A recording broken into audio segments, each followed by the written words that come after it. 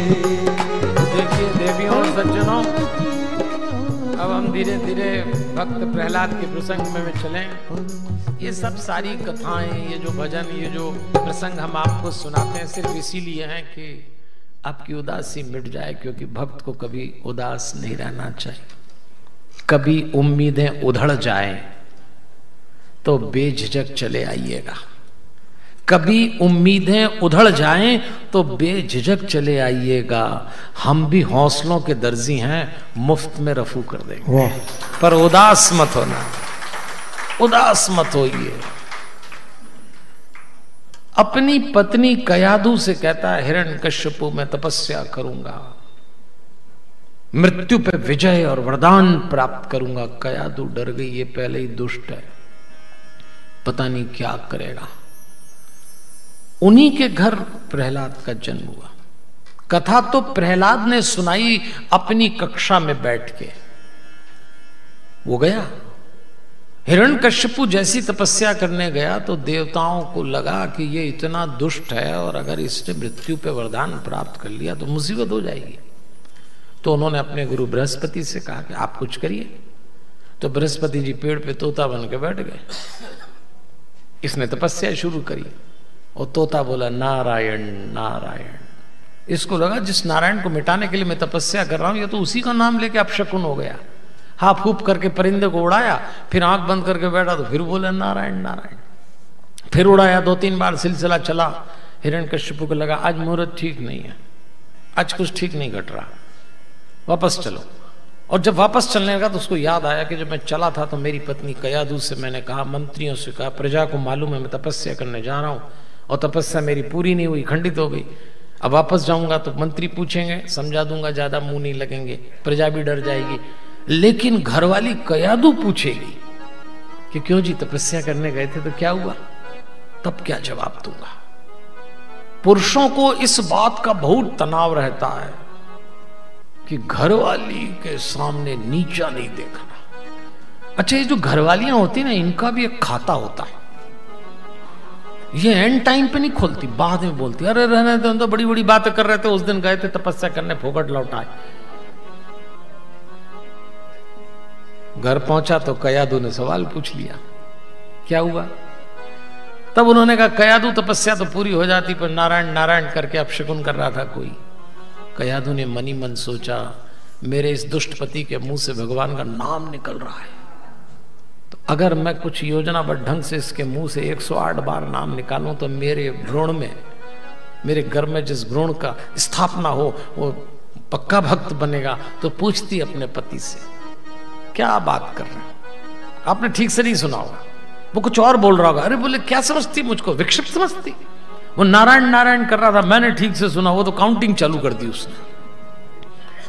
थोड़ी देर बाद वो अपने पति से बोलती है, आइए बैठिए, भोजन करिए, दिन भर के। इसको लग रही थी भूख, तो इसने कहा लाओ थाली लगाओ, थाली लगा। तो उसने कहा भोजन तो कर ही लो, आप ही के लिए बनाया, पर एक बात बताइए, भोजन आरंभ करने के पहले क्या बोल रहा था वो। अरे हिरण्यकश्यपु ने बोला, कितनी बार तुझे बता चुका हूं, वो नारायण नारायण बोल रहा था। अब इस घर में नारायण नारायण का एक शब्द नहीं चलेगा, बहुत नारायण नारायण हो गया, अब तू कुछ मत पूछ। वो तो काउंटिंग कर रही थी। अच्छा, माताएं बहनों को ये कला बहुत प्यारी आती है, किसी को निपटाना हो तो बढ़िया उसकी थाली सजाओ, बढ़िया 56 भोग बनाओ। आदमी को अकल नहीं होती, थाली में उतर जाता है और खाना खिला के कुछ भी करा लेती माताएं, कुछ भी करा लेती। अब इसकी गिनती शुरू हुई और जब रात को शयन कक्ष में शैया पे बैठे तो फिर पूछती है, अब तो बताइए ना, मुझे लगता है वो कुछ और बोलता था, आपने कुछ और सुन लिया, आपकी स्मृति चली गई। उसको आवेश आया, क्या समझती। बोले नहीं, आप बूढ़े हो गए शायद इसलिए कुछ स्मृति चली गई। अब शयन कक्ष में पति को बूढ़ा बोले और दिमाग खराब हो गया उसका। अरे क्या समझती, मैंने सुना नारायण नारायण। और कथा ये तक कहती है, हमको जो संदेश मिल रहा है, परमात्मा के नाम की महिमा सुनिए। प्रहलाद की तैयारी हो गई उस दिन। ये वही प्रहलाद है जब जन्म लेते हैं तो बचपन से एक ही लगन, एक ही लगाव, नारायण नारायण, परेशान हो गया। तब उसने अपने पुत्र से पूछा कि एक बात बता, तू हिरण्यकश्यपु राजा का बेटा है, तुझे विद्या अध्ययन करना है, तुझे बड़ा होना है और बड़ा होकर तुझे एक दिन मेरे जैसा होना है। तो बता प्रहलाद तू क्या बनना चाहता है? तो प्रहलाद ने कहा नारायण। और ये बोले ये बीमारी मेरी घर में आ गई। जब षंड और अमर्क नाम के दो शिक्षक शुक्राचार्य गुरु के गुरुकुल में इसके लिए नियुक्त किए गए, इसको पढ़ने भेजा, तो हिरण्यकश्यप ने सूचना दी कि बालक थोड़ा नटखट है, कहना नहीं मानता है, नारायण नारायण करता है, आप लोग इसका ध्यान रखना। तो शिक्षकों ने प्रहलाद से कहा देख प्रहलाद तेरे पिता पहले ही दुष्ट हैं, तू ये नारायण नारायण का कार्यक्रम यहाँ मत चला, नहीं तो हमारी गर्दन उतार देंगे।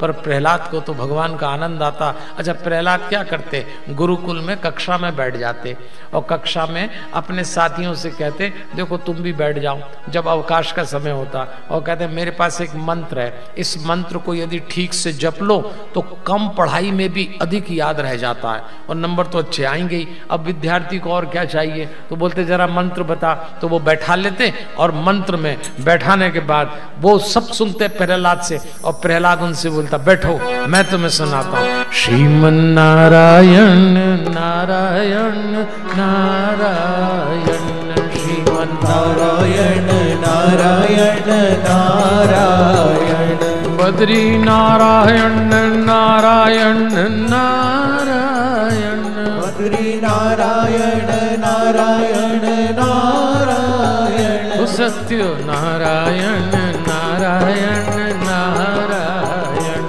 सत्य नारायण नारायण नारायण। प्रहलाद जब पढ़ लिख के आए, पूरी राजसभा लगी हुई, हिरण्यकश्यप बड़ा प्रसन्न और अपने बच्चे से पूछता है प्रहलाद तूने शस्त्र सीख लिए, शास्त्र सीख लिए, गुप्तचर की नीति सीख ली, कर कैसे लगाते हैं, मंत्रियों को नियुक्त कैसे करते हैं, जी पिताजी ये भी सीख लिया। अच्छा युद्ध संचालन, जी पिताजी सीख लिया। गुप्तचरों से कैसे काम लेना, जी पिताजी सीख लिया। अरे वारे मेरे बेटे सब सीख क्या गया, और क्या सीखा? बोले नारायण नारायण। हिरण्यकश्यप को लगा ये तो अति हो गई। हिरण्यकश्यप ने कयादु को देख के कहा कि इसे रोको। कयादु ने कहा क्या रोकते हैं, हम इसके जन्म की तैयारी कर रहे, तब आप ही के मुंह से तो 108 बार नारायण नारायण निकला। अब घटनाक्रम देखना। प्रहलाद ने अपने मित्रों को घटनाक्रम बताया। अपने मित्रों ने पूछा था ये नारायण नारायण तेरे जीवन में कैसे उतरे, तब प्रहलाद ने कहा था मेरे पिता तप करने गए, देवताओं को लगा तो देवताओं ने व्यवस्था की ऐसी, मेरी माँ के गर्भ में था, मेरी माँ जब बाहर महल से निकली देवताओं से बचने के लिए तो इंद्र प्रहार करने को तैयार हुआ, मेरी माँ का वध करने को तैयार था, तो नारद मुनि आ गए। नारद जी ने इंद्र को रोका और कहा ये क्या कर रहे हो इंद्र? बोले ये राक्षस की पत्नी है, इसके गर्भ में राक्षस पल रहा है, मैं इसका वध करूंगा। तब इंद्र ने कहा तुम बहुत बड़ी भूल कर रहे हो, इसके गर्भ में एक महान भक्त पल रहा है, तू भक्त की हत्या नहीं कर सकता। इंद्र को रोका। इंद्र ने आंख बंद की। जिस कयादु को मारने के लिए इंद्र तैयार था उसने शस्त्र रखे और कहते हैं कयादु की परिक्रमा की और गर्भ में उस भक्त को प्रणाम किया। संतान अगर भक्त के रूप में गर्भ में आए तो माँ को ऐसे पूजा जाता है जैसे इंद्र ने पूजा था। एक संतान की तैयारी सुनिए आप। जब भक्त बनी थी माँ पूजा गई, नहीं तो मारने को तैयार था। नारद जी अपने आश्रम लाए और कहती तू गर्भवती है, तेरा प्रसव यहीं होगा, और मेरा लालन पालन 9 माह गर्भ में आश्रम में हुआ। मैंने अपने जीवन में जो संस्कार लिए हैं, इसीलिए याद रखिए गर्भवती महिला का जो आचरण है, जीवन शैली, सोच विचार है, वो उस बच्चे का भविष्य है। ये बात बहुत अच्छे से समझना पड़ेगी हमको। हम बच्चों पे दोष नहीं दे सकते, उनकी तैयारी कहीं पीछे से चली आ रही है।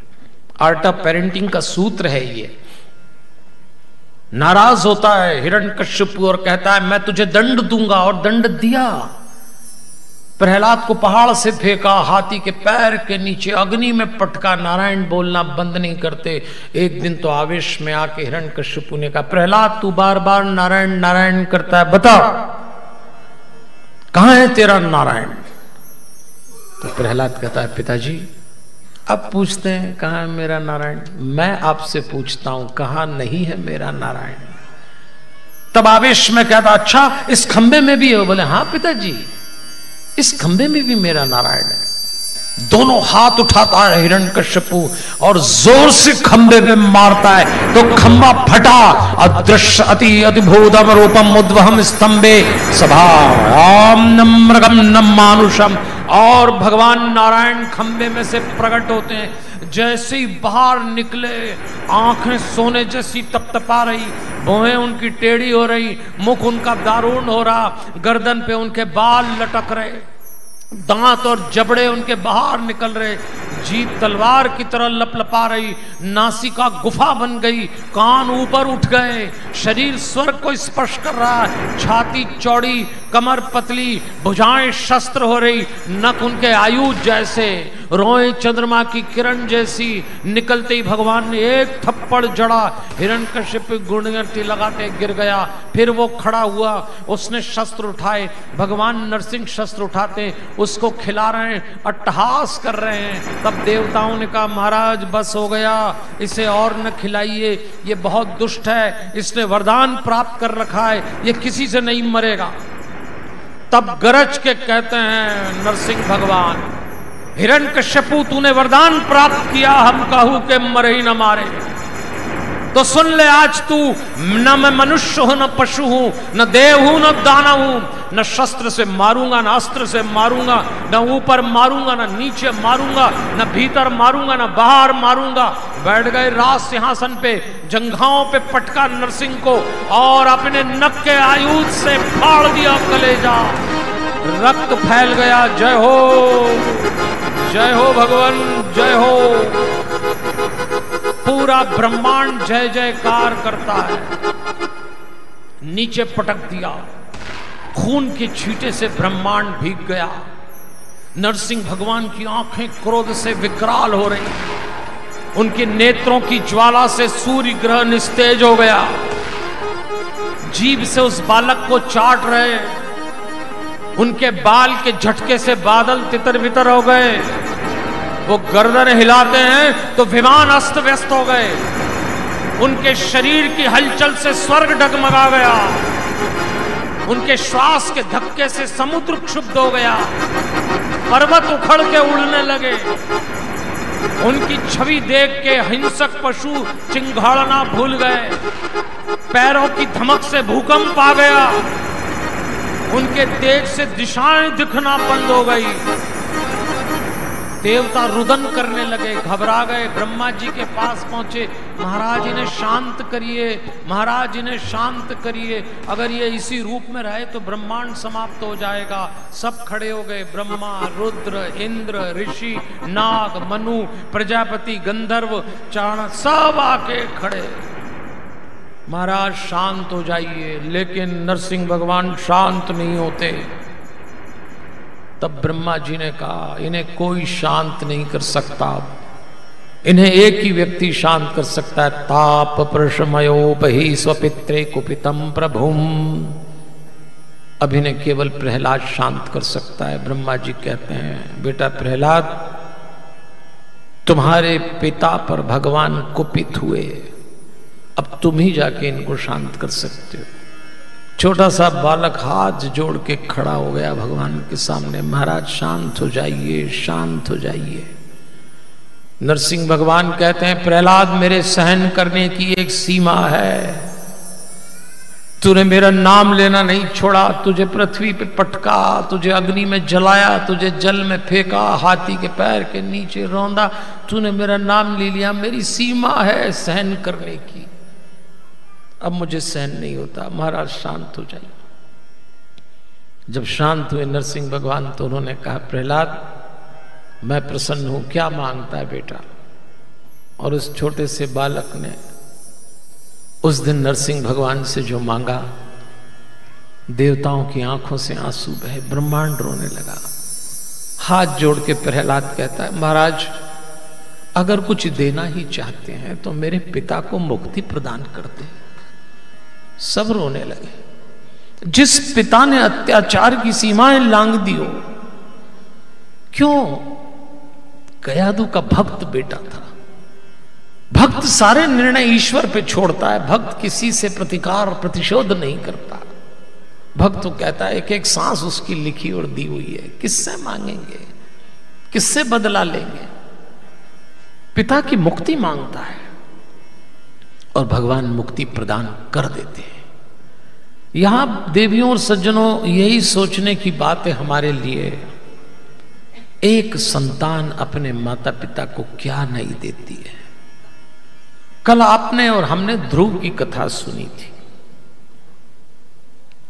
ध्रुव के लिए भगवान ने आदेश दिया मृत्यु की देवी को कि इनको सशरीर स्वर्ग में लाओ। और जब मृत्यु की देवी विमान लेके ध्रुव को लेने गई तो मृत्यु की देवी ने अपना मस्तक झुकाया और कहा, आप मेरे मस्तक पे पैर रख के विमान में बैठिए। भगवान का आदेश है कि आपको सशरीर स्वर्ग ले जाना है। मनुष्य सदेह स्वर्ग नहीं जा सकता, आप चलिए। ध्रुव बैठ तो गए पर उन्होंने कहा, ठहरिए, विमान नहीं चलेगा। क्यों? तो उन्होंने कहा कि यदि मैं स्वर्ग जाऊंगा तो मेरे साथ मेरी मां भी जाएगी। मृत्यु की देवी ने कहा, तपस्या आपने की है, आपकी मां ने नहीं की। दुनिया का बड़ा सुंदर उत्तर दिया था उस दिन ध्रुव ने। ध्रुव ने हाथ जोड़ के बोला था, ये सब मैं नहीं जानता, बस मैं इतना जानता हूं, मां होना सबसे बड़ी तपस्या है। मैं जाऊंगा तो मेरी मां भी जाएगी। तब मृत्यु की देवी ने कहा था, हम जानते हैं ध्रुव जी आप ये बात बोलेंगे, इसलिए जिस विमान में आप बैठे हैं उसके सामने आगे एक और विमान है और आपसे पहले आपकी माँ उसमें बैठा दी गई है, वो साथ में जाएंगे। एक बेटा पिता को मुक्ति दिलाता है, एक बेटा माँ को मुक्ति दिलाता है। यही संतान का परिणाम है। आप जो भी लालन पालन कर रहे हैं वो लौट के आ रहा है।